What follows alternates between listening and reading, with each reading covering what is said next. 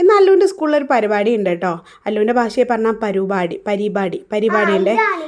എന്ത് അതെ, പരിപാടി ഉണ്ട്. അപ്പോൾ നമ്മൾ രാവിലെ തന്നെ ബ്രേക്ക്ഫാസ്റ്റും ഫുഡൊക്കെ സെറ്റാക്കി വെച്ചിട്ട് അവിടേക്ക് പോവാം കേട്ടോ. ഗോതമ്പത്തിൻ്റെ ദോശയും ചിക്കൻ കറിയും ഒക്കെ ഉണ്ടായിരുന്നു. അങ്ങനെ ബ്രേക്ക്ഫാസ്റ്റൊക്കെ കഴിച്ചു.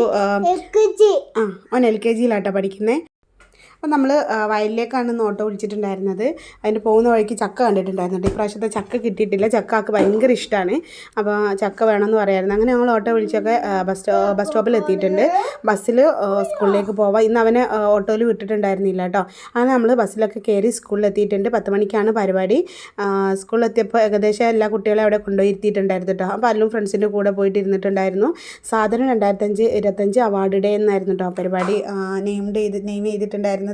അപ്പോൾ അല്ലുവിന് സ്പോർട്സിൽ 50 മീറ്റർ ഓട്ടത്തിൽ 3rd പ്രൈസ് അങ്ങനെ ഉണ്ടായിരുന്നു കേട്ടോ. അങ്ങനെ അതൊക്കെ വാങ്ങിയിട്ടുണ്ടായിരുന്നു. പിന്നെ IQ ടാലൻറ്റ് ടെസ്റ്റിൽ അവൻ പോയിട്ടുണ്ടായിരുന്നില്ല കേട്ടോ. അങ്ങനെ അവന് വേറെ കുട്ടികൾക്ക് ഗിഫ്റ്റ് ബോക്സ് കൊടുത്താൽ കേട്ടോ അവനും വേണമെന്ന് പറഞ്ഞിട്ട് കരച്ചിലായിരുന്നു കേട്ടോ. ഓരോരുത്തർക്കും ഓരോരോ ഗിഫ്റ്റ് അല്ലേ കേട്ടോ നമ്മളതിനനുസരിച്ചിട്ട്.